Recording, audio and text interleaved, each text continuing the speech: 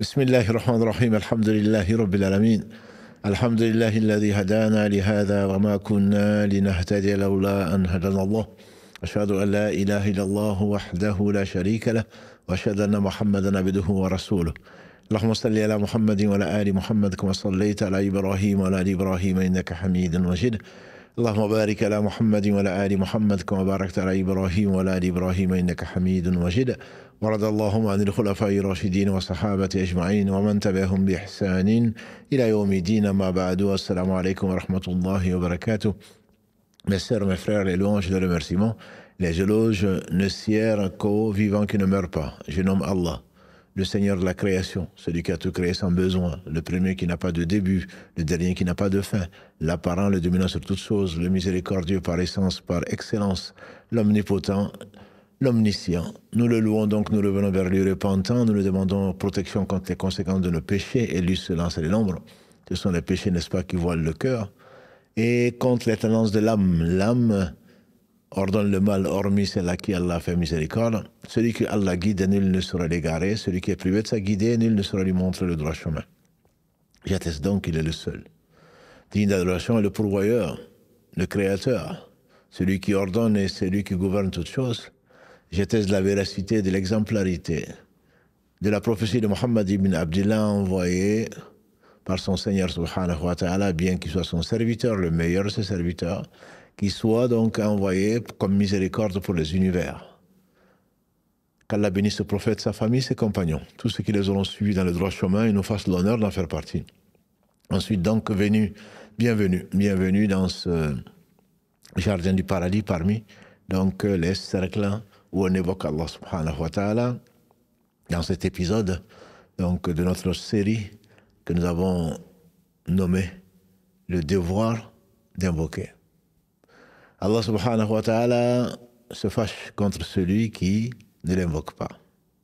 Comme nous l'a rapporté Abu Huraira, qu'Allah l'agrée, d'après le prophète sallallahu, un hadith qui a été consigné par les imams Ahmad, Tirmidhi et Ibn Majah. Allah se courrouce contre celui qui n'invoque pas. Quant aux créatures, pauvres qu'elles sont, indigentes toutes qu'elles sont, certainement, elles se satisfont de ne pas être invoquées. Au contraire, qu'on ne leur demande rien. Et plus on les invoque, plus les personnes s'éloignent. Les gens que l'on invoque s'éloignent. Quand on voit quelqu'un qui, on sait qu'il ne fait que demander, peut-être sagesse pour laquelle le professeur disait à Ibn Abbas, quand tu demandes, demande à Allah.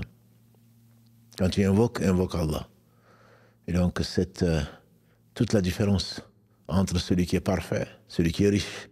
Ya ayyuhan nasu antumul fuqara ila Allah, wallahu huwal ghaniyyul hamid. Ô vous les gens, dit Allah dans le verset 15, la sourate 35, la sourate 35 donc, Fatir, le Créateur. Ô vous les gens, vous êtes tous des indigents. Vous êtes tous des indigents vis-à-vis d'Allah. Allah est le riche, celui qui se passe de tout, Al-Ghani, et Al-Hamid, de ligne de louange. Ce Seigneur subhanahu wa ta'ala a voulu faire donc de l'invocation une obligation quand il a dit dans la sourate 40, le pardonneur, Ghafir, verset 60. وَقَالَ رَبُّكُمُ ud'uuni astajib lakum.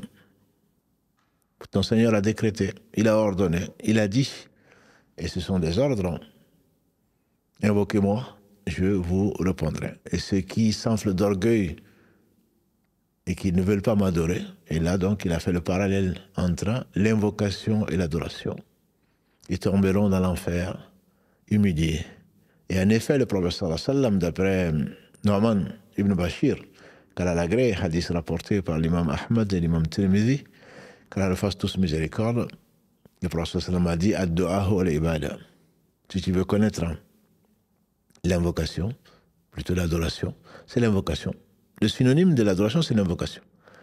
Effectivement, parce qu'on sait qu'Allah est riche. On a vu, verset 35, verset 15, la sourate 35 plutôt. Allah dit également dans le verset 12 de la sourate Luqman, la sourate donc 31, il dit également dans le verset 7 de la sourate 14, il rappelle qu'il est celui qui, subhanahu wa ta'ala, est le riche et qui se passe de tout. Et qui demande donc que l'on le remercie Et dans le verset 7 de la sourate 39 également, il nous dit que si on ne le remercie pas, il se passe de tout. Mais il n'aime pas l'ingratitude. Il n'aime pas l'ingratitude. Donc le Seigneur subhanahu wa ta'ala se fâche contre celui qui ne l'invoque pas parce que c'est par pur orgueil. Toi qui n'étais rien. Toi qui n'étais rien, que Allah subhanahu wa ta'ala a créé sans besoin et à qui qu'il a pourvu comme toutes ces créatures. Et tout a été créé sauf lui, de tout ce dont il a besoin, et même bien plus. Et si vraiment vous vous mettez à compter les bienfaits d'Allah, et tout bienfait vient de lui, vous ne saurez pas les dénombrer.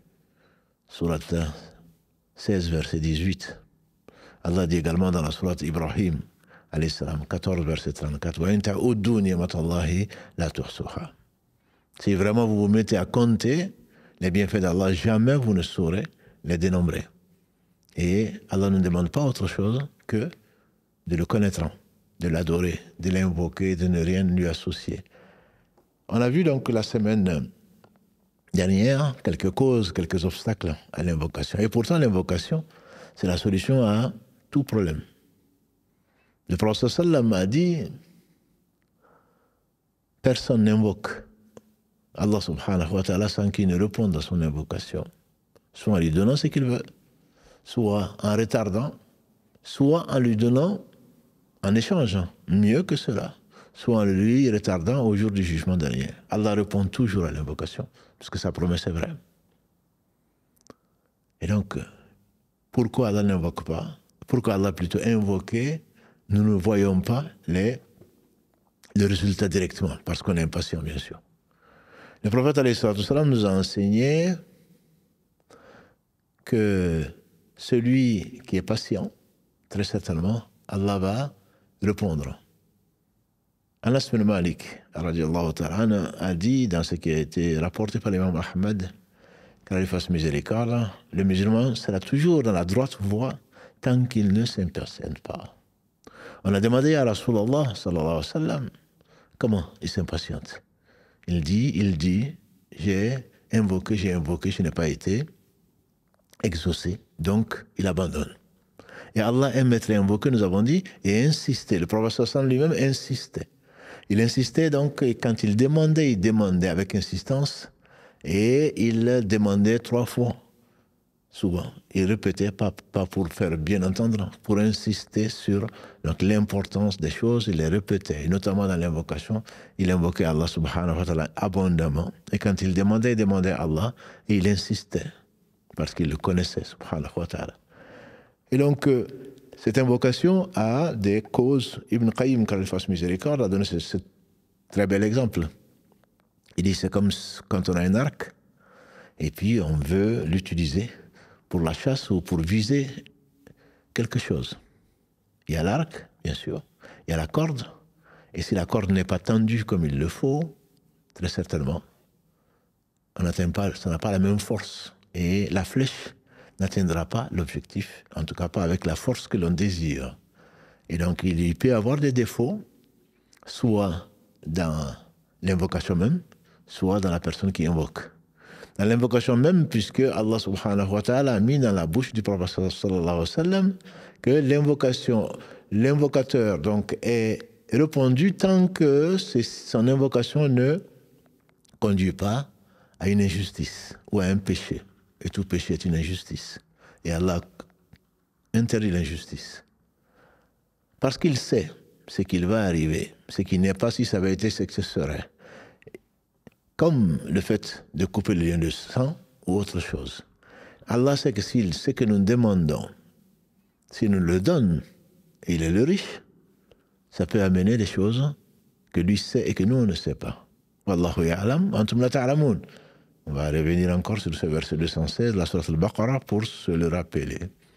C'est vraiment un des versets auxquels il faut souvent penser. Allah sait et nous on ne sait pas. Quand Allah ne te donne pas, c'est par pure miséricorde. N'as-tu pas vu, comme le rapporte Abu Huraira, dans ce hadith consigné par les deux, Al-Bukhari et Muslim, la main droite d'Allah est remplie. Et depuis qu'il a créé, il n'a cessé de donner. Et ceci n'a rien diminué à ce qu'il possède, subhanahu wa ta'ala. N'as-tu pas vu, disait le prophète sallam, que depuis qu'il a créé, n'a pas cessé de pourvoir aux besoins de tout, de toute créature. Moi, je dirais aujourd'hui, avec ce que l'on sait, de n'importe quelle cellule, jusqu'à ce que tu fais imaginer de plus grand, Allah subhanahu wa ta'ala a tout donné à tout un chacun.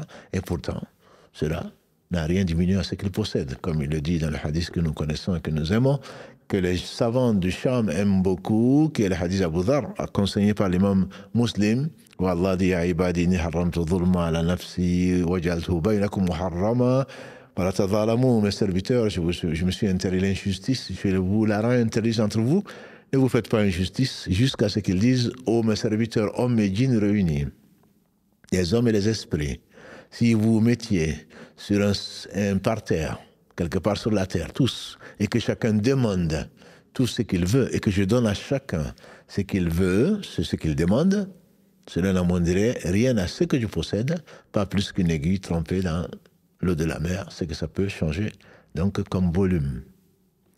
Et ce Seigneur, il est riche. C'est le seul riche en réalité, puisque tout ce qu'on nous donne, il y a des intermédiaires, des causes. Et Allah n'a pas besoin de causes, c'est bien parce que cela procède de la miséricorde, de la richesse d'Allah subhanahu wa ta'ala. Ne sais-tu pas qu'à Allah appartient tout ce qui est dans les cieux, tout ce qui est sur la terre. Walillahi ma fi samawati wa ma fi l'ard. Tout lui appartient. Il est l'héritier de la terre et de ce qu'elle contient.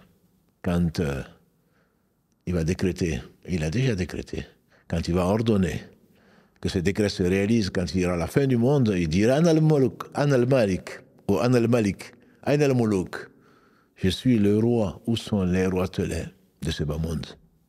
Bien sûr, il est le roi, il est le seul. C'est pour cela que il fait sa propre louange en disant Malik Yawmiddin, ou Malik Yawmiddin, le roi du jour du jugement dernier. Ce jour-là, c'est le seul roi. Personne ne pourra prétendre à une royauté quelconque ou à une possession quelconque. Il est celui qui possède tout. Malik Yawmiddin, celui qui possède le jour du jugement dernier. Et comme il a tout possédé, subhanahu wa ta'ala, cela, donc, depuis toujours, parce qu'il a, subhanahu wa ta'ala, c'est pas parce qu'il a créé que ceci a augmenté quoi que ce soit à son pouvoir, jalla wa ala. Et c'est sans besoin. Donc on a vu des causes, parmi les causes qui se font des obstacles à l'acceptation de l'invocation, bien sûr, c'est le fait de manger du haram, de boire du haram, de s'habiller du haram, de la désobéissance à Allah subhanahu wa ta'ala de façon générale. On a vu que le prophète sallam nous a dit qu'Allah est pur, il n'accepte que ce qui est pur. Il a ordonné aux messagers ce qu'il a ordonné aux croyants. Et ensuite, il a donné l'exemple donc de cet homme qui prolonge son voyage, donc qui serait favorisé presque, puisqu'on a dit l'invocation du voyageur fait partie des 3 invocations que Allah ne rejette pas. Bien qu'il voyage avec les cheveux ébouriffés, il lève les mains, ceci fait partie des causes également d'acceptation des invocations. Il utilise ce qu'Allah aime, l'invoquer, l'implorer, Ya Rabb, au Seigneur, au Seigneur. Une des meilleures façons d'appeler le Seigneur des mondes, de la création. Mais comment est-ce qu'il peut espérer être exaucé alors que ce qu'il mange est interdit, ce qu'il boit c'est du haram, ce dont il est habillé c'est du haram. Comme l'a dit, rapporté Abu Huraira, dans l'authentique de l'imam Muslim. Ça, ce sont des causes parmi les causes qui donc sont des obstacles. La corde est détendue, ou elle est même coupée, parce qu'elle est pure. Parmi les causes, et parmi les remèdes, ou plutôt parmi les règles importantes pour l'acceptation et l'exaucement de l'invocation, il y a beaucoup de choses. Il y a beaucoup de choses, en particulier la concentration. La concentration et l'attention. Abu Huraira encore, quand il a dit que le prophète sallam a dit « Invoquez Allah et il vous répondra ». Mais Allah ne répond pas à l'invocation de celui qui a le cœur distrait. La présence doit être réelle, autant que faire se peut. devant n'importe quel supérieur, entre guillemets, hiérarchique, nous sommes attentifs. Devant ce que l'on aime, on est souvent attentif, on recherche le contact, que ce soit par message vocal ou que ce soit en visio ou que ce soit direct. Devant Allah subhanahu wa ta'ala, on est très peu attentif, attentionné. Et pourtant, comme l'a dit le prophète sallam, dans le hadith rapporté par Abu Huraira, qu'à l'agré, j'ai divisé la prière en deux, entre mon serviteur et moi. Mon serviteur aura ce qu'il aura demandé, dans la Fatiha par exemple. Hadith rapporté par l'imam Muslim. Quand le serviteur me loue, quand le serviteur me dit Alhamdulillahi Rabbil Alamin, et je dis mon serviteur m'a loué. Si seulement on pouvait être attentif à ce que l'on dit. Nous connaissons tous, je l'espère, le sens d'Alhamdulillahi Rabbil Alamin. Les louanges, les remerciements, les éloges n'appartiennent qu'au Seigneur de la création. Et Allah répond, mon serviteur m'a loué. Une des sagesses pour lesquelles peut-être le prophète sallallahu alayhi wa sallam se taisait parmi les 3 endroits dans la prière où il faisait une pause, c'était bien là. Après chaque verset, il s'arrêtait. Comme pour attendre, bien que Allah subhanahu wa ta'ala n'a besoin de rien, pour qu'il réalise lui-même qu'Allah lui répond. Et donc chacun d'entre nous doit savoir que dans la prière, par exemple, on parle à Allah et Allah nous répond. On a fini la Fatiha sans même savoir ce que l'on a dit. Si même on l'a récité, parfois on se pose la question. Preuve de l'inattention, preuve de l'ingratitude, preuve de la négligence de beaucoup d'entre nous. Comment alors tu veux être exaucé? Cette concentration est une obligation. La présence du cœur, le prophète sallallahu alayhi wa sallam a dit, Allah n'exauce pas l'invocation du négligent ou de l'absent. Le cœur doit être concentré. Il doit être concentré parce qu'Allah n'a besoin de rien. Tu demandes à Allah, et très certainement, sa promesse est vraie. Quand le serviteur dit Ar-Rahman Rahim, Allah dit mon serviteur m'a fait mon éloge. Maliki Yawmiddin, mon serviteur m'a glorifié. Iyaka na'budu wa iyaka nasta'in, Allah dit subhanahu wa ta'ala mon serviteur. Ça c'est entre mon serviteur et moi, mon serviteur aura ce qu'il aura demandé. C'est seulement après que tu lui demandes Ihdina as-siratal mustaqim. Tu lui demandes si le cœur n'est pas présent, tu ne dois pas attendre. C'est comme si tu t'amusais, comme si tu chantais, comme si on est encore plus concentré quand on chante, plutôt que quand on est devant le Seigneur du monde, subhanahu wa ta'ala. Si tu demandes si tu es vraiment sincère, tu demandes ce chemin droit. Et ce chemin droit commence par la reconnaissance, l'amour et la réalisation que tu es pauvre, qu'Allah est riche. Et que celui qui donne, c'est Allah. Et que sans lui, tu n'es rien. C'est l'invocation la plus sublime, la plus importante, la plus utile. Et la guidée, disent les gens de science. Si pour cela, tu es inattentif, qu'attendre donc de cela? Qu'attendre donc de toi? Qu'attendre de toi? Donc il y a la concentration et l'attention. Il y a donc ce que disent les savants également, il y a des moments. Il y a 6 moments où les invocations sont particulièrement recommandées, mais ça, Inch'Allah, on en parlera un peu plus tard. Inch'Allah, la semaine prochaine. Il y a également donc ce recueillement et cette humilité. Le recueillement, cette humilité, c'est la présence du cœur et cette humilité surtout de savoir qu'on est pauvre, on l'a déjà dit, mais c'est cette demande discrète, cette demande de réaliser qu'Allah subhanahu wa ta'ala mérite tout respect et que tout bien vient de lui et que nous on est pauvres, comme on l'a dit tout à l'heure, mais surtout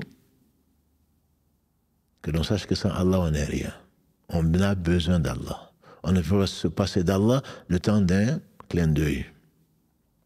Par conséquent, le recueillement doit être là et il est bien plus prompt avec la discrétion. N'as-tu pas vu le prophète Zacharia, alayhi salam, le père de Yahya, de Jean-Baptiste, quand il a dit quand Allah lui dit, Nida'an khafiya, dans la sourate Maryam, quand il a invoqué son Seigneur, discrètement ou secrètement, Parce qu'il sait que son Seigneur est proche. C'est pour cela que tu dois être discret. Tu n'as pas à chanter sur tous les toits comme certains le font, ni en groupe, ni seul, parce que tu sais que ton Seigneur est proche. Le prophète alayhi salatu salam ne disait-il pas, quand des compagnons l'accompagnaient et que chaque fois qu'il montait une élévation quelconque qui disait Allahu Akbar à haute voix, il a dit, vous n'appelez pas un sourd, quelqu'un qui est absent. Allah est proche et il entend. Et donc Allah ordonne à son prophète sallallahu alayhi wa sallam et à tout croyant de l'appeler avec humilité et avec recueillement. Et entre autres dans la sourate 7, Al-A'raf, verset 55, il nous appelle à l'invoquer avec recueillement, avec modestie, avec discrétion. Cela prouve donc que tu sais que ton Seigneur, il entend. Puisqu'il est proche, pourquoi tu vas crier? Puisqu'il entend, pourquoi tu vas te mettre à crier? Tu doutes qu'il entend?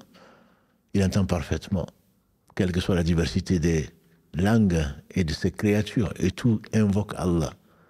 Malgré cela, tu dois l'invoquer tout en sachant qu'il va répondre, subhanahu wa ta'ala, puisqu'il te l'a demandé. En plus donc de cette humilité, tu sais que tu n'as rien, tu sais que tu n'es rien sans lui, et tu sais qu'il y a besoin de lui, alors certainement, ceci favorise la réponse et l'accélère même, je dirais. Il est conseillé de se tourner vers la Qibla, qui est la Qibla des musulmans, qui est vers la Mecque. Où que tu tournes ta face, Allah subhanahu wa ta'ala, tu te retrouveras la noble face d'Allah subhanahu wa ta'ala.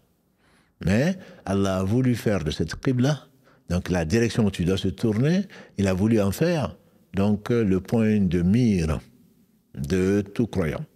Où que tu sois, sur la terre comme sur la mer, tu te retournes, si tu peux en tout cas, vers la Qibla. C'est ce que Allah subhanahu wa ta'ala ordonne à son prophète sallam qu'il a vu quand il priait vers Jérusalem, lever la tête et chercher, et regarder le ciel plutôt et chercher où tourner la face. Allah lui a accordé donc de se tourner vers la maison mère, celle, la première mosquée sur la terre, qui a été construite par Ibrahim alayhi salam et son fils Ismaïl, et qu'Allah a choisi pour être le meilleur lieu sur la terre, de se retourner vers là. Donc il est fortement conseillé, et le prophète sallam l'a fait. Ibn Mas'ud, Kalalagré, il nous rapporte que le prophète alayhi salam, même à la Mecque, quand il a été agressé, il s'est tourné vers la Qibla, il s'est tourné vers la Kaaba. Il a dit, oh Allah, maudit, occupe-toi de Shayba,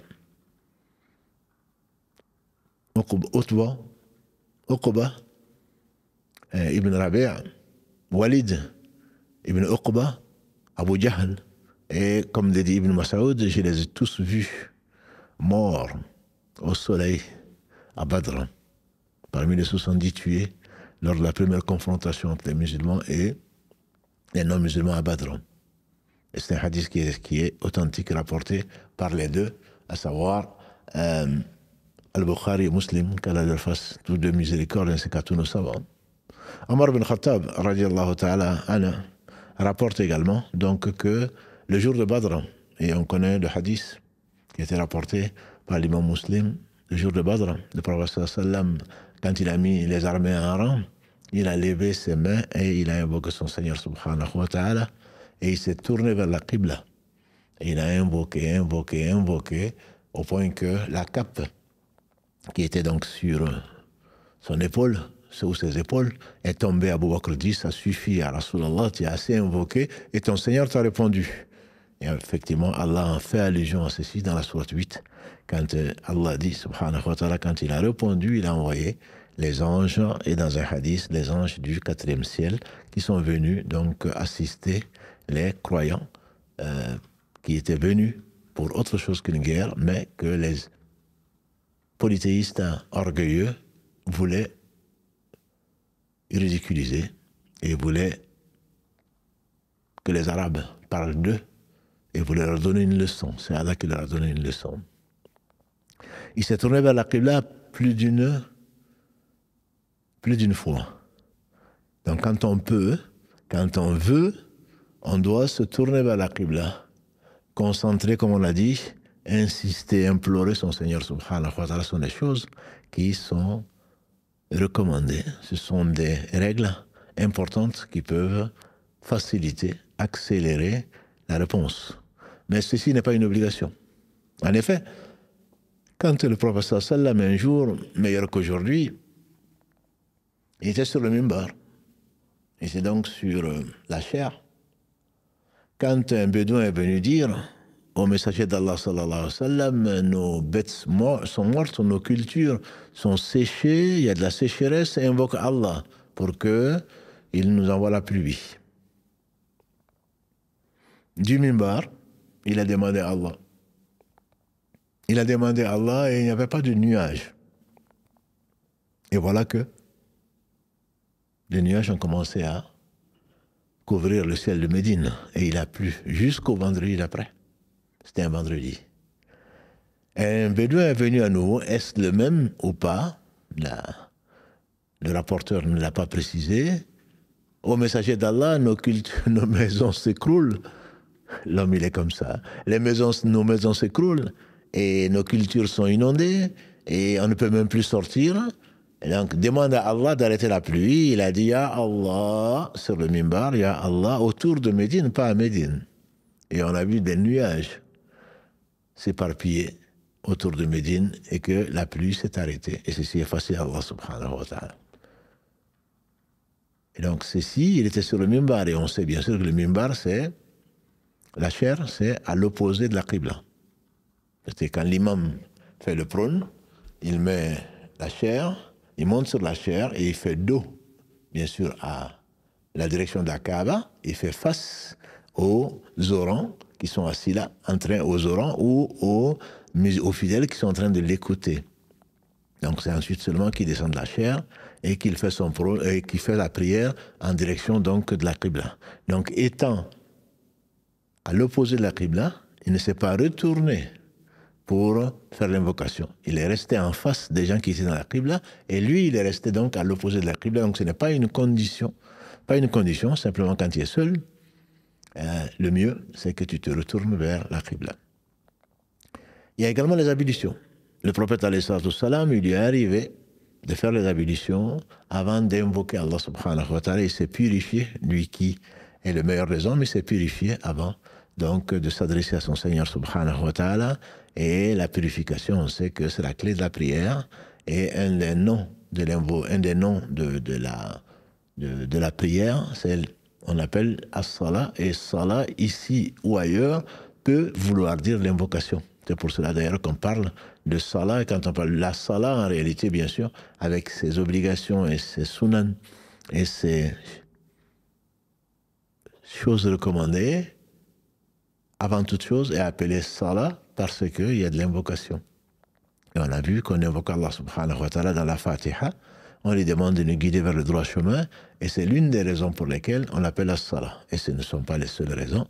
Quand Allah subhanahu wa ta'ala parle de salah, notamment dans le verset 56 de la Surah 33, quand il dit « Inna Allaha wa malaikatahu yusalluna ala nabi » Allah et ses anges prient sur le prophète sallam. Ici, la prière, c'est bien entendu, c'est l'invocation, c'est la bénédiction d'Allah subhanahu wa ta'ala et l'invocation des anges vis-à-vis de leur Seigneur pour qu'ils ennoblissent encore davantage donc le prophète sallallahu alayhi wa sallam. Et donc, le fait de faire les ablutions provoque, entre guillemets, l'exaucement donc l'exaucement de l'invocation. Une chose qui est importante également, c'est le fait de lever les mains. On va rester un tout petit peu dessus, parce que beaucoup de gens pensent que ce n'est pas sunnah de lever les mains, alors qu'en réalité, non. Il y a des moments où il ne faut pas lever les mains. On n'a pas vu le prophète sallam lever les mains. Il y a des moments où il a levé les mains, et il y a 3 façons de lever les mains. Ça, je pense que c'est important, puisque nous sommes dans le rappel, dans le jardin du paradis. Il faudrait rappeler à ceux qui le savent, ou enseigner à ceux qui ne savent pas, ce qui est revenu. Donc, de façon authentique. Lever les mains a été rapporté dans plus de 100 hadiths. Et ceux qui ne comprennent pas, ou qui ne connaissent que très peu, se permettent d'interdire les choses ou d'affirmer les choses. Les savants, après avoir fait la somme de ces hadiths, j'ai dit c'est près de 100 hadiths ou plus de 100 hadiths. Ils ont dit il y a 3 façons de lever les mains. 3 façons. Une des façons, c'est ce que l'on fait dans la prière. Et c'est ce que faisait le prophète sallam quand il monte sur le mimbar. C'est ce qu'on appelle l'ikhlas. Quand on fait le tashahoud, il faisait le tour d'un cercle entre donc l'index et le majeur, et il pointait du doigt. Quand il était sur le mimbar, pendant le vendredi, il ne levait pas les mains, mais plutôt il pointait l'index quand il faisait des invocations. Quand il faisait des invocations, il pointait l'index vers le ciel et il comptait Allahumma, Allahumma, Rabbana, Allahumma, mais il ne faisait pas donc, ça c'est la première façon d'utiliser les mains, entre guillemets, pour invoquer Allah, pour témoigner de l'unicité d'Allah subhanahu wa ta'ala.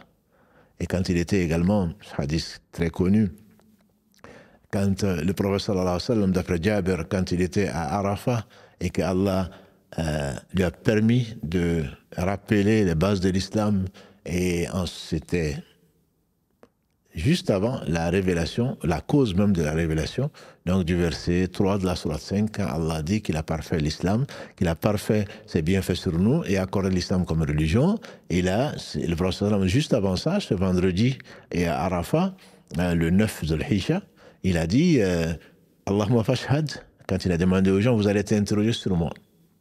Qu'est-ce que vous allez répondre? Les 140 000 ont répondu comme un seul homme, nous allons dire que tu as fait parvenir ton message. Ballagta risalak. Wa dalta amanak. Et ce qui t'a été confié, tu l'as effectivement fait. La amana qui t'a été confiée, tu l'as rendu. Il a dit Allahumma fashhad, en levant son doigt donc et ses yeux vers le ciel, en disant oh Allah, témoigne que j'ai fait ce que tu m'as demandé. Et c'est là que l'ange Gabriel est venu lui révéler le verset 3 de la sourate 5. Donc ça c'est la première, c'est que al-ikhlas. Et la sunna, c'est que quand tu es dans la prière, tu bouges, tu mets le doigt. On a dit qu'il y a plusieurs façons qui ont été rapportées, mais ce qui est sûr, c'est que quand tu attestes qu'Allah se mérite l'adoration, tu pointes du doigt. Donc, et est-ce que tu dois bouger? Dans quel sens?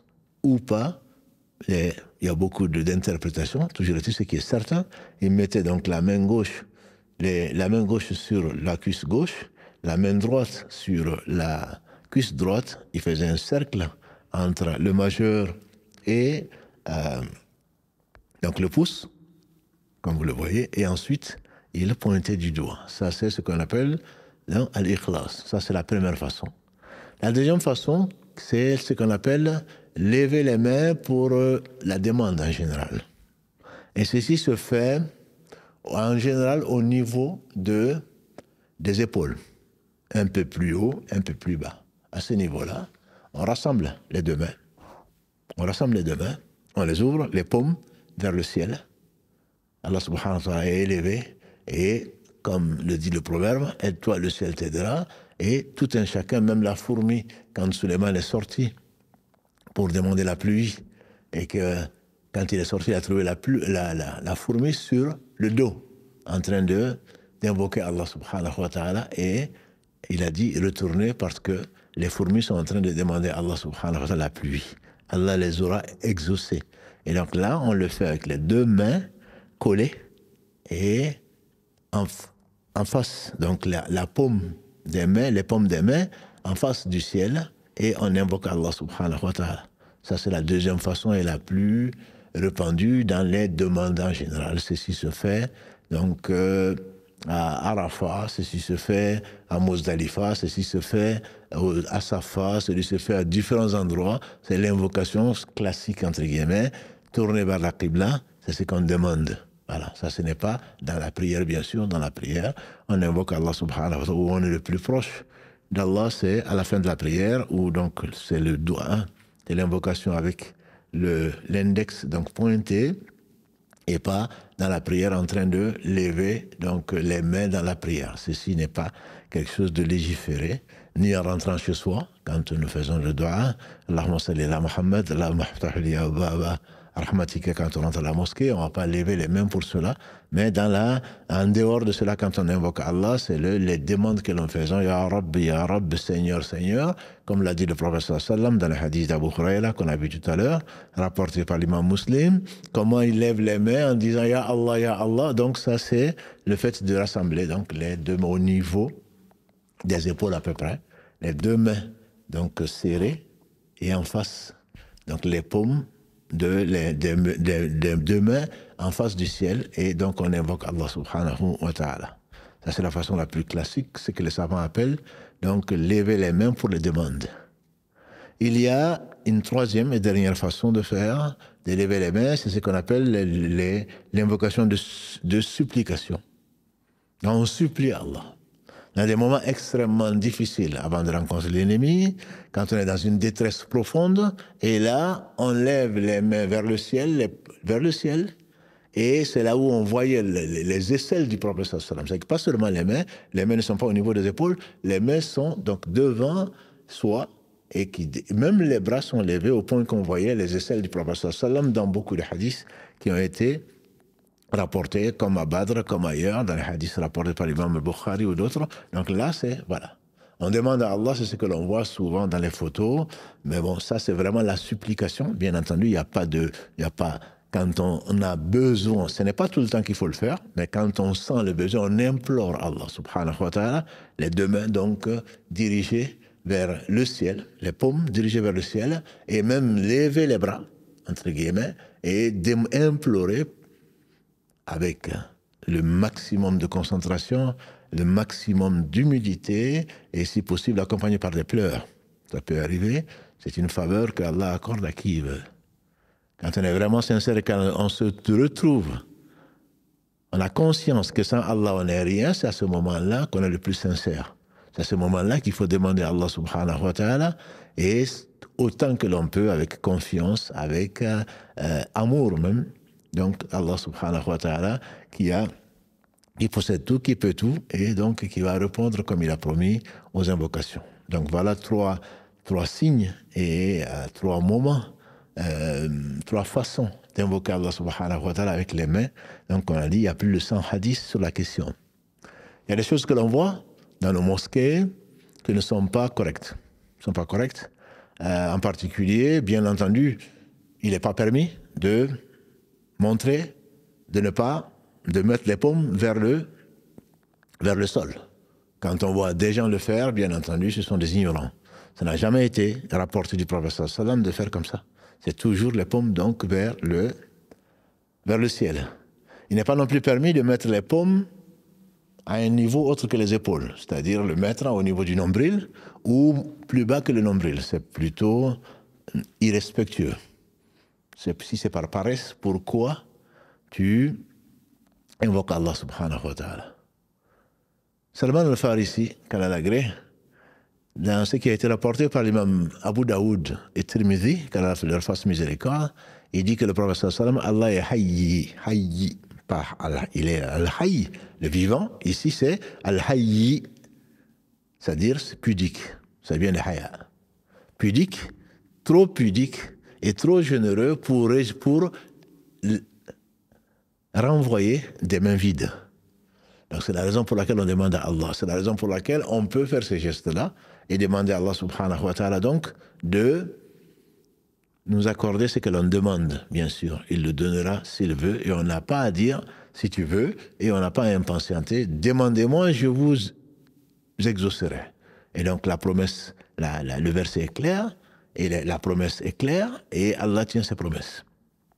Et donc, le fait de le faire plus bas ou de façon timide n'est pas quelque chose qui est dans la sunna. Et quand on le fait, on lève les mains, on a dit au niveau des épaules, c'est ce qui est donc, ça on peut le faire dans la prière du witr, par exemple, comme le prophète sallam a enseigné à son fils ou petit-fils Al-Hassan, ce que nous faisons dans le witr, par exemple, Allahumma hadina fi man hadayt, wa afina fi man afayt, jusqu'à la fin, pendant le ramadan et en dehors du ramadan. Cette prière du witr, on peut la faire, ce dua, on peut la faire tous les jours dans le witr. Ça c'est permis dans la prière avant le recours, de la dernière raka ou après le roko. Les deux sont possibles, les deux sont authentiques. On peut le faire avant ou après s'être relevé donc de la génuflexion du roko. Donc ça, c'est concernant ça. Il y a des choses que l'on fait et qui ne sont pas correctes. C'est en particulier, très peu de hadiths ont été authentifiés, pour ne pas dire, tous les hadiths, il y en a peut-être 2 ou 3 qui ont été rapportés comme quoi le prophète sallam, quand il faisait des invocations, il s'essuyait le visage. C'est tellement courant qu'on ne peut même pas, qu'on n'osera même pas dire que ce n'est pas authentique. Et pourtant, dans les 100 hadiths ou plus, il y a 2 ou 3 peut-être hadiths dont l'authenticité est discutée. Rarement rapporté, il y a un hadith que les savants considèrent comme faible. On dit qu'Omar ibn Khattab Karalagré aurait dit que rarement le prophète sallam a levé les mains sans les frotter au visage. Et nous, c'est devenu une habitude. On le fait, mais ce n'est pas du tout sûr. Pour ne pas dire, c'est probable même qu'il ne l'ait pas fait. Les hadiths ne sont pas, à aucun des hadiths le disant, les 2 ou 3 hadiths, n'est authentique chez les gens donc, qui vérifient les hadiths. Donc ça, c'est des choses, mieux vaut les éviter. Il ne l'a pas fait non plus, d'après ce qui a été rapporté, sur le mimbar, le vendredi, ni après la prière. Donc ça, c'est souvent, on le fait, on a l'impression que c'est à ce moment qu'il faut invoquer Allah, alors qu'en réalité, là où on est le plus proche, c'est dans le sujoud, comme on le verra la semaine prochaine, dans la prosternation et à la fin de la prière. Et on verra comment, bien entendu, à la fin de la prière, on ne va pas lever, à la fin de la prière, on verra le sens, quand est-ce qu'il faut le faire, est-ce qu'il faut lever les mains ou pas, ça on le verra, Inch'Allah. Et il y a des choses également que l'on voit et qui ne sont pas de la sunna, et en particulier quand on fait l'adhan, quand on fait l'appel à la prière, les gens, souvent, ils mettent les 2 pouces sur les yeux quand on dit Muhammad Rasulullah sallallahu alayhi wa sallam. Ça, c'est un hadith qui a été inventé. On attribue au prophète sallallahu alayhi wa sallam que celui qui le fait, quand il entend Muhammad Rasulullah sallallahu alayhi wa sallam, il ne sera jamais aveugle, ou alors il n'aura jamais de conjonctivite. Ça, ce sont des hadiths qui ont été inventés et pour lesquels donc, il ne faut pas les appliquer. On voit également souvent, avant de commencer la prière, beaucoup le font en groupe et surtout quand ils sont seuls, j'en vois beaucoup, c'est que quand on va commencer la prière, avant de faire le takbir al-ihram, le premier takbir que le prophète sallam faisait à 3 niveaux, soit au niveau des oreilles, soit au niveau donc des épaules, ou entre les deux, tout c'est permis. Et donc, le fait de le faire au niveau des oreilles, avant de faire le takbir al-ihram, le premier takbir, les gens ont tendance à d'abord faire des invocations. Comme s'ils disaient, oh mon Dieu, Allahumma inni nawaitu salat, ceci et cela, oh Allah, accepte-le, etc. Ça n'a pas du tout été rapporté du prophète sallallahu alayhi wa sallam. Donc on lève parfois les mains là où il ne faut pas le faire. En tout cas, surtout pas avant la prière et ni après la prière. Après la prière, on le fait. Beaucoup d'entre nous le font, nos parents le font. Et la raison, peut-être qu'on en parlera la semaine prochaine, Inch'Allah, c'est que le prophète sallallahu alayhi wa sallam a dit en particulier, là où on est le plus proche d'Allah, c'est dans la prosternation et à la fin de la prière. Donc, on reviendra dessus, Inch'Allah, la semaine prochaine, peut-être pour expliquer pourquoi beaucoup d'entre nous donc, lèvent les mains après la prière, mais ce n'est pas là où il faut lever les mains. Il y a donc d'autres pratiques que les uns et les autres font, notamment, j'ai personnellement vu quelqu'un qui a la fasse miséricorde, et il n'est pas le seul, et vous pouvez le voir à la maison, comme à la mosquée parfois, quand ils prient, une fois qu'ils ont terminé de prier, ils mettent la main droite sur la tête. Et avec la main gauche, ils invoquent Allah. Tous ceci sont des hadiths qui sont inventés, qui n'ont pas été authentifiés, remontant à celui qui a été envoyé, donc pour nous enseigner ce que Allah aime. Donc il faut éviter de lever ses mains pour cela. Mais en dehors de cela, le prophète sallam lèvait souvent les mains. Je vous ai dit, il y a au moins 100 hadiths qui ont rapporté que le prophète sallam levait les mains. Mais il y a des endroits où il ne faut pas lever les mains, comme le vendredi sur le mimbar, par exemple, ou quand l'imam sur le mimbar donc, pointe du doigt. on dit simplement Amin, Abbas voit si c'est possible. Après la prière, il ne faut pas le faire. Après la prière obligatoire, tout de suite en tout cas, il ne faut pas le faire. En dehors de cela, on verra les moments, Inch'Allah, où il faut le faire. Et quels sont les moments propices pour faire les invocations, auquel cas, il n'y a pas de limite. Quand les ablutions ou pas, c'est mieux de le faire, se tourner vers la Qibla, de lever les mains, d'implorer Allah subhanahu wa ta'ala partout, mais pas forcément après la prière ou spécifiquement. J'espère que les choses sont claires. J'ai beaucoup insisté dessus parce qu'il y a beaucoup de choses que l'on voit qui ne sont pas à faire et que mes frères et mes sœurs font et que Allah subhanahu wa ta'ala donc n'a pas donné autorité. Et comme je dis souvent, c'est pas moi qui le dis, c'est les savants qui disent al-ibadat tawqifi, c'est-à-dire que quand dans l'adoration d'Allah, c'est tawqifi, on s'arrête là où le prophète sallam l'a fait. On n'adore pas Allah comme on veut, on adore Allah comme Allah l'aime. Et tout ce qu'Allah aime, il a voulu le faire passer par le prophète sallam, et on ne doit pas adorer Allah par une autre voie que celle qui a été donc légiférée. Voilà le but. Et voilà la voie. C'est ça la voie droite. La voie de ceux que Allah a agréés. Pas de ceux qui pensent qu'ils sont agréés par Allah, mais de ceux que Allah a agréés subhanahu wa ta'ala. Donc je suis resté un peu plus longtemps dessus parce que je pense que ça a pris certainement du temps, mais je pense que c'est important que l'on sache que si on doit adorer Allah, on doit adorer Allah comme il le veut. Il y a également, on l'a déjà vu peut-être, c'est on rentre par la porte. On rentre par la porte, c'est-à-dire qu'on loue Allah subhanahu wa ta'ala et on prie sur son prophète sallam avant de faire les invocations. Ça ne veut pas dire, quand le prophète sallam, on a vu quelqu'un en train d'invoquer Allah, il dit celui-là est pressé. Et s'il avait commencé par louer Allah, prier sur son prophète sallallahu alayhi wa sallam, ce qui viendra après aurait été plus proche de l'exaucement. Alors pour cela, le prophète l'a dit. Donc il faut, quand on ouvre, quand on veut invoquer Allah, on loue Allah et ensuite on prie sur son prophète sallallahu alayhi wa sallam. Certains se posent la question, et même dans le soujoud, non, ceci n'a pas été légiféré, on ne demande pas, on dit Ya Allah, on lui demande, on ne dit pas Sallallahu ala Muhammad ou Allahumma salli ala Muhammad dans le soujoud ou ailleurs, pas dans la prière. Mais en dehors de la prière, il est demandé, mais en réalité on fait ça dans la prière. Quand tu prends la Fatiha, qui est obligatoire dans chaque raka, qu'est-ce que tu dis? Tu dis Alhamdulillahi Rabbil Alamin, tu commences par ça. Ar-Rahman Rahim, dont la miséricorde est infinie. C'est le miséricordieux par essence, par excellence. C'est lui qui a envoyé, entre autres, le prophète sallallahu alayhi wa sallam comme miséricorde pour les univers. Verset 107 de la sourate, les prophètes, 21. Maliki Yawmiddin. Et ensuite, donc, ils disent la louange, elle passe, Allah nous enseigne au travers de la Fatiha comment l'invoquer. L'invocation, c'est dont nous parlons, c'est ça l'adoration. Allah commence par Alhamdulillahi Rabbil Alamin. Il fait lui-même ses louanges, son éloge, et il se glorifie.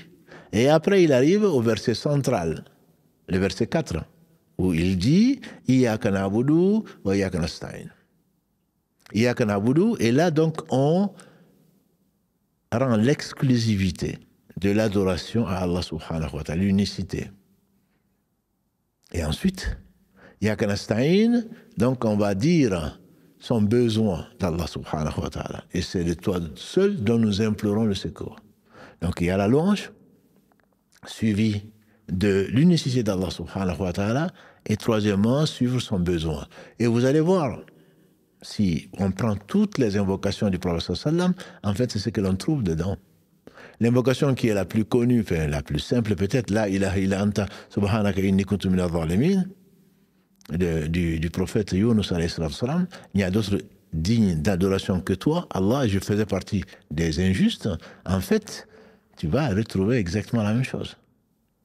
Et dans toutes les invocations pratiquement, on va trouver quand on prend un certain nombre de versets, comme on l'a dit, Rabbana atina fi dunya hasana, 201 de la sourate 2, quand on dit Rabbana la tu'akhidna in nasina akhtana, avant cela, on est là en train d'invoquer walillahi ma fi samawati wa ma fi al-ard, et à Allah appartient tout ce qui est dans les cieux, tout ce qui est sur la terre, et Allah loue les gens qui disent ulul albab, les intelligents, alladhina yadhkuruna Allah qiyaman wa qu'udan, verset 191 et suivant de la sourate Ali Imran, la sourate 3, Rabbana innana sami'na munadiyan yunadi lil iman, jusqu'à la fin, Rabbana faghfir lana dhunubana. Et donc il y a tout ceci, on loue Allah subhanahu wa ta'ala, on montre qu'on était injuste, comme le hadith de Abu Bakr radiallahu anhu, qui demande au prophète sallam de lui donner, de lui enseigner une invocation qu'il va faire dans sa prière. Qu'est-ce qu'il dit? Rabbana Allahumma inni zalamtu nafsi zulman kathiran kabira. Ya Allah, je me suis fait outragement tort, donc, et grandement tort, et donc, il ne pardonne les péchés que toi. Donc, on retrouve toujours, on revient toujours à l'invocation d'Allah, les louanges à Allah subhanahu wa ta'ala. Et ensuite, on va revenir, on doit prier sur son prophète sallallahu alayhi wa sallam. Si on veut, bien sûr, accélérer, suivre la sunna et surtout avoir la bénédiction entre ça. La bénédiction, donc, vient également donc, de la... Ibn Qayyim, il disait que la clé, autant la clé de la prière, a dit le prophète sallam, c'est la purification. Autant l'invocation, l'exaucement, la clé, c'est la prière sur le prophète sallam. Il y a 3 façons de prier sur le prophète sallallahu alayhi wa sallam dans l'invocation. Soit on loue Allah et on prie sur son prophète sallallahu alayhi wa sallam. Alhamdulillah wa salatu wa salam ala rasulillah, ça c'est le minimum. Alhamdulillah, et ça suffit. Les louanges appartiennent à Allah. Les éloges, les remerciements ne sont dus qu'à Allah. Puisse-t-il, subhanahu wa ta'ala, dans sa miséricorde, bénir davantage le messager d'Allah. Alhamdulillah, wa salatu wa salam ala rasulillah. Ça, c'est le minimum. C'est une façon simple, entre guillemets, et courte et concise pour commencer son invocation. Il y a la deuxième façon de le faire, c'est de commencer par louer, par demander à Allah de bénir le prophète sallam au début, donc, au milieu, de faire l'invocation, et ensuite prier sur le prophète sallam, et ensuite faire l'invocation, et à nouveau finir par prier sur le prophète sallam. Donc c'est au début, au milieu et à la fin. Et une troisième façon, c'est de commencer par invoquer Allah pour prier sur le prophète sallam, et finir par cela, et faire les invocations au milieu. Parce que ce qui est entre les deux, quand on a commencé par louer Allah subhanahu wa ta'ala en lui demandant de bénir, parce que c'est une façon de louer Allah, c'est ce que nous avons appelé l'invocation l'invocation d'adoration plutôt, et l'invocation de demande. On demande à Allah de prier sur son prophète sallam, et on finit également par cela. Donc entre les deux, comme Allah nous a ordonné de le faire, et on lui répond, donc soit on prie sur le prophète sallam après l'invocation, après plutôt avoir loué Allah, on loue Allah, on prie sur son prophète sallallahu alayhi wa sallam, ou alors on prie sur son prophète sallallahu alayhi wa sallam en demandant à Allah de prier sur lui, bien sûr. Et on a dit, la prière sur le prophète sallallahu alayhi wa sallam, ce n'est pas des prières inventées, c'est Allahumma salli ala Muhammadin wa ala ali Muhammad, al-Nabi al-Ummi, ou, bon, d'autres, il y a peut-être une dizaine de façons qui ont été légiférées, qu'il faut utiliser. On a dit la semaine dernière que celles qui sont les meilleures, c'est celles que le prophète sallallahu alayhi wa sallam nous a enseignées sur l'ordre de son Seigneur subhanahu wa ta'ala, et on doit les préférer à ce que d'autres hommes ont inventé, donc pensant que c'est meilleur. Certainement pas. Donc soit on loue Allah, on lui demande de prier sur son prophète sallam, ensuite on invoque Allah, soit alors on commence par invoquer Allah pour qu'il prie sur son prophète sallam, on fait nos invocations et on finit également par la prière sur le prophète sallam. Et la troisième, c'est de prier sur le prophète sallam au début, faire des invocations, au milieu des invocations, prier sur le prophète sallam, continuer à faire des invocations et finir par donc la prière sur le prophète sallam. Voilà 3 choses qui ont été conseillées par les savants et qui ont été, bien entendu, qui sont basées sur la révélation. La révélation, c'est qu'Allah a envoyé à son prophète sallallahu alayhi wa sallam de nous enseigner. Le temps passe. Il y a également donc le fait de le faire avec espoir et crainte. Quand on n'espère pas qu'aucun d'entre vous n'invoque Allah qu'en étant convaincu, a dit le prophète sallam, qu'en étant convaincu d'être exaucé. Sinon, pourquoi tu demandes? Tu espères, c'est pour ça que tu demandes, et tu crains que Allah n'accepte pas de toi à cause de tes péchés. Tu espères qu'Allah va répondre à tes questions, à tes demandes, parce que il n'y a pas de péché grand, aussi grand soit-il que Allah ne pardonne pas. Il n'y a pas de demande trop grande pour Allah subhanahu wa ta'ala. Donc il faut être ambitieux dans sa demande. Le prophète ne nous a-t-il pas enseigné que le paradis a 100 degrés? Si vous demandez le paradis à Allah, demandez le 100e qui est le Firdaus. Qui sommes-nous pour espérer avoir le Firdaus? Pourtant, comme je le dis souvent, l'islam a horreur de la médiocrité. Pourquoi demander le rez-de-chaussée quand tu peux avoir le 100e étage? Voilà. Pas d'un HLM. 100e étage, ça te demanderait du temps avec les ascenseurs. Non, c'est pas cela. C'est le meilleur. Il a dit c'est le meilleur niveau, c'est le 100e degré du paradis. Et donc, plus tu es haut, entre le rez-de-chaussée et le premier, c'est comme quand tu lèves, que l'un d'entre vous lève les yeux et qui voit les étoiles. Ça, c'est ce qui sépare le rez-de-chaussée du premier niveau. Le premier niveau du deuxième niveau, c'est pareil. Je n'ai pas vu, mais je crois à ce qui a été rapporté par le prophète sallallahu alayhi wa sallam. Parce que c'était un homme de confiance, il ne parlait pas sous l'effet des passions. Et donc, quand on demande, on doit demander. Il n'y a aucune demande qui soit trop grande pour Allah, puisqu'il est capable de tout.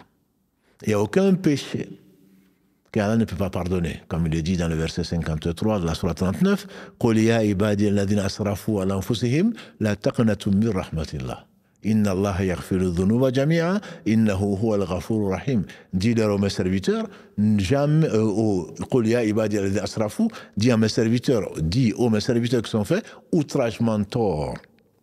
Ils ont dépassé toutes les limites. La taqnatu, ne désespérez pas de la miséricorde d'Allah. Allah pardonne tous les péchés. Il est le miséricordieux, le grand pardonneur. Et donc, on doit demander avec l'espoir, quel que soit le péché. Vous vous rappelez certainement de celui qui a tué 100 personnes, Allah lui a quand même pardonné dans ce hadith donc authentique rapporté par les deux. Donc Allah pardonne tout, il faut l'espoir. La crainte, c'est que Allah te repousse à cause des péchés. C'est pour cela qu'il est fortement conseillé de demander pardon à Allah, de revenir, d'être repentant avant de demander, avant de faire les invocations. On ne sort pas d'un péché pour demander à Allah subhanahu wa ta'ala. On peut le faire. Le mieux, c'est de faire soit le sadaqa, soit de faire des aumônes, soit au moins de faire la prière. C'est pour cela que quand tu es prosterné, on espère que ton repentir est sincère, tu demandes pardon à Allah, et donc tu reconnais tes fautes, et tu demandes de te pardonner, c'est là où c'est la meilleure position. Donc par conséquent, de se repentir des péchés qui viennent voiler le cœur, c'est ce qui doit être un préalable aux invocations. Pas revenir comme si on sortait d'un salon pour s'asseoir dans son fauteuil et demander à Allah. Ce n'est pas respectueux, et donc le cœur doit être présent, avec humilité, avec espoir et crainte, les deux ailes, disait Ibn Qayyim, les deux ailes, donc de l'oiseau qui s'appelle la foi, et donc le cœur de l'oiseau étant l'amour d'Allah subhanahu wa ta'ala. Il y a également, pour terminer, je dirais même, on appelle Allah par ses noms et attributs, et il y a également le fait, et je m'arrêterai inchallah sur ça, de se faire connaître à Allah dans l'aisance, avant la situation d'épreuve. Allah dit dans de très nombreux versets, notamment dans le verset 8 de la sourate 39, وَإِذَا مَسَّ الْإِنسَانَ دُرٌّ دَعَا رَبَّهُ مُنِيبًا إِلَيْهِ. Polythéiste, athée, tous croyants, quand un mal frôle le fils d'Adam, il devient sincère vis-à-vis d'Allah. Les futilités, les idoles, ces prétendus espoirs s'envolent. Il ne reste plus que le vivant qui ne meurt pas. C'est Allah. Et donc le fait que demander à Allah à ces moments-là n'est pas louable, bien qu'il répond, mais n'est pas louable. Si tu veux que Allah réponde à tes doigts quand tu es dans la difficulté, invoque-le quand tu es dans l'aisance. Allah dit cette vérité. On la trouve dans cette sourate, notamment donc 39, verset 8. On la trouve également dans le verset 49 de la sourate, cette sourate 39. On la trouve dans la sourate Yunus 10, le verset 12 en parle. Dans la sourate Fussilat, que j'aime beaucoup, les versets détaillés, 41, dans le verset 51 également, Allah en parle. Donc à plusieurs endroits, Allah nous décrit cette réalité que chacun d'entre nous vit. Quand on a vraiment besoin, à qui on s'adresse, c'est Allah. Ni au père, ni à la mère, ni à qui que ce soit. Il est celui qui ne déçoit pas, parce qu'il a tout, parce qu'il a promis. Les autres n'ont rien. Comment ils peuvent ne pas nous donner ce qu'ils n'ont pas? Et donc, Ceci disent notamment Ibn Rajab, un élève d'Ibn Qayyim, qu'Allah le fasse tous miséricorde, c'est le fait que quand tu es dans l'aisance, d'obéir à Allah subhanahu wa ta'ala comme il l'a demandé, de mettre ton espoir en lui, c'est de le remercier pour ce qu'il t'a donné. Alors quand tu seras dans la difficulté, à ce moment-là, tu l'appelles, et on dit, les anges disent, Ya Allah, ô Seigneur, voilà une voix qui nous est habituée. Il t'invoquait quand il était dans l'aisance. Maintenant, il t'invoque quand il est dans la difficulté. Quand tu es dans la richesse, tu dois remercier Allah. Comme ça, tu vas le reconnaître quand tu es dans la pauvreté. Quand tu es bien portant, tu dois utiliser cette santé, ce temps, pour faire du bien. Avant que, comme disait Ibn Omar, quand tu es au matin, n'attends pas le soir. Quand tu es au soir, n'attends pas le matin, pour bien faire, bien sûr. Prends sur ta santé pour quand tu seras malade et pour ta vie, pour quand tu seras mort. N'attends pas d'être au seuil de la mort, comme l'a fait Pharaon. Allah subhanahu wa ta'ala, dans cette sourate Hud, qu'est-ce qu'il dit? Sourate 10, et dans la sourate Yunus. Dans la sourate 10, verset 91, Pharaon dit, je crois, maintenant, je crois, qu'est-ce qu'Allah lui répond? Al-an, que maintenant. Tu t'es pris pour ce que tu n'étais pas, tu es pour un orgueilleux. Tu as mis la perversion sur la terre. Ce n'est que maintenant que tu demandes, Allah n'a pas répondu. Ce n'est que maintenant. Et Allah nous dit dans la sourate 37, les rangs, dans les versets 143, 144, qu'est-ce qu'Allah nous dit? Là où si Yunus alayhi salam n'avait pas été parmi les musabbihin, parmi les gens qui louaient Allah subhanahu wa ta'ala avant d'être avalé par la baleine, on l'aurait laissé jusqu'au jour du jugement dernier. Parce que Yunus, comme tous les prophètes alayhi salam, fait partie des meilleurs des hommes. Et il louait Allah subhanahu wa ta'ala matin, midi et soir. Et il s'est retrouvé dans la difficulté. Il s'est rappelé de Allah subhanahu wa ta'ala et Allah a répondu à son invocation. Parce qu'il faisait partie des musabbihin, des gens qui se rappelaient souvent Allah. Et on a dit que les meilleurs d'entre nous, c'est ceux qui se rappellent le plus Allah. Et les prophètes, bien sûr, sont les meilleurs d'entre nous. C'est eux qui se rappellent le plus Allah, qui se rappelaient plutôt, puisqu'il y a plus de prophètes, c'est eux qui se rappellent le plus d'Allah subhanahu wa ta'ala. Le fait de reconnaître les bienfaits d'Allah sur toi, quand tu es dans l'aisance, facilite et conditionne et accélère même l'exaucement de tes prières. Mais toi, tu ne connais Allah que quand tu es dans la difficulté. Tu n'es pas mieux que quelqu'un qui ne croit pas, ou presque. Tout le monde. Tout le monde dans la difficulté, qu'on le veuille ou pas, qu'il l'affirme ou pas, qu'il l'avoue ou pas, quand il y a un trou d'air dans l'avion, à qui on pense, hein? Ce n'est pas au commandant de bord, hein? Ce n'est pas à sa mère. Tout s'envole. Qui reste, c'est Allah. L'espoir qu'Allah va te sauver. Et cet espoir te permet de t'accrocher à celui qui a dit de l'invoquer. Mais toi, tu ne l'invoques que quand tu es dans cette situation. Alors il se peut que tu attendes, ou alors que ton sort, que le destin s'est réalisé et que tu ne seras pas répondu parce que c'est trop tard. Quand tu vois la mort arriver, c'est à ce moment que tu demandes. Le prophète sallam a dit, Abu Huraira, quand elle a gré, le prophète sallam a dit, Allah tend la main le jour aux pécheurs de la nuit aux pécheurs du jour, pour leur pardonner, jusqu'à ce que l'âme atteigne le gosier à la fin de ta vie, ou alors que le soleil se lève son occident, c'est-à-dire un des 10 grands signes de la fin du monde. Voilà quelques-uns, ce ne sont pas les seuls, qui nous permettront, Inch'Allah, de voir nos œuvres, nos invocations plus proches d'être exaucées. Et Allah subhanahu wa ta'ala nous a permis d'en parler, et donc c'est qu'il a voulu que l'on le sache, et il a voulu, subhanahu wa ta'ala, que l'on applique ce qu'on a appris, et c'est l'avantage de savoir que nous sommes en train, que tout est une faveur d'Allah subhanahu wa ta'ala, de nous avoir réunis ce soir comme beaucoup d'autres soirs et dans beaucoup d'autres endroits pour pouvoir l'adorer, l'aimer au travers de sa connaissance. Allah a envoyé le meilleur des hommes à la meilleure des communautés pour nous enseigner le meilleur. Et donc son adoration, c'est pourquoi nous avons été créés. C'est la raison pour laquelle on ne saurait le remercier comme il se doit. On va lui demander donc, pour respecter l'heure, on va lui demander donc de bénir abondamment le meilleur des hommes, Mohammed, sa famille, ses compagnons, tous ceux qui les auront suivis dans le droit chemin, et nous fasse l'honneur d'en faire partie. Là, c'est l'invocation qui vient, et il se peut qu'Allah nous compte donc parmi ceux-là, les gens qu'il a aimés, et nous fasse aimer les gens qu'il aime, et également les œuvres qui conduisent à son amour, parce que il faudrait savoir que quand on invoque Allah, il faut être pragmatique, entre guillemets. Il faut être sincère. On ne va pas invoquer Allah d'avoir des enfants sans se marier. On ne va pas invoquer Allah. Quand on dit Allah guide-nous dans le droit chemin, ça veut dire quoi? Quel est le droit chemin? Il a dit le droit chemin des gens qu'il a agréés. Donc ceci va nous amener à quoi? À apprendre, comme vous le faites, mes sœurs et frères. À apprendre, à mettre en pratique, à se reformer, à demander à Allah de nous reformer. On ne va pas demander à Allah de nous reformer et coucher dans son fauteuil ou devant un live, comme beaucoup de gens le font aujourd'hui. Beaucoup de rappels le font, on reviendra Inch'Allah dessus, donc le samedi prochain, où on va être là en train de consommer, et puis voilà, et puis on s'arrête là. Non, quand on invoque Allah, on prend les moyens, c'est ça le tawakkul. Je mets ma confiance à Allah, ça veut dire que je sais que rien n'arrive sans lui. Et rien n'arrive sans Allah. Tout bien vient de lui. Wa ma bikum min ni'matin fa min Allah. Et tout le bien est entre ses mains. Mais on va le chercher.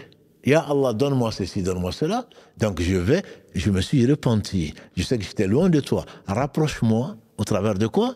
Au travers de l'inspiration et le don que tu m'as fait de la foi et de la volonté, de la détermination qui va m'amener à cet objectif-là. Je ne vais pas rester là et en continuant à demander sans faire des efforts. Allah n'a pas créé les causes pour qu'on ne les utilise pas. Allah a créé les causes. Quel que soit ce que tu demandes avant de réaliser quelque chose parce que tu sais que ça n'arrive que grâce à Allah. Mais tu ne peux pas te contenter de demander à Allah et de croiser les bras. L'islam n'a jamais enseigné ceci. Et c'est ce que l'on dit souvent à nos frères et à nos sœurs quand on parle de l'istikhara.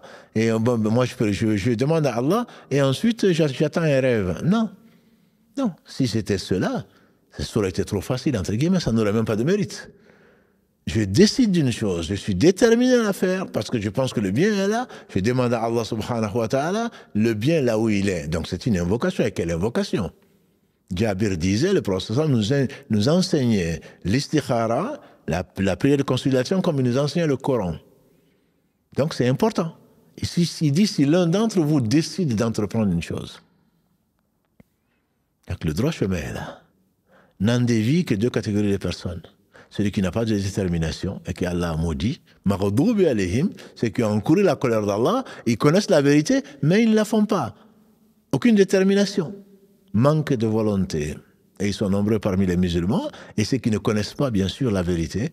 Et ça, c'est les égarés, qu'Allah nous préserve donc de ces deux catégories, seront sauvés que ceux qui suivent le droit chemin, qu'Allah nous compte parmi ceux-là, et qu'Allah bénisse Mohammed, sa famille, ses compagnons, tous ceux qui les auront suivis dans le droit chemin, et nous fasse l'honneur d'en faire partie. Subhanakallahumma bihamdika, ashhadu an la ilaha illa anta, astaghfiruka wa atubu ilayk. سبحان ربك رب العزة عما يصفون والسلام على المرسلين والحمد لله رب العالمين والسلام عليكم ورحمة الله وبركاته.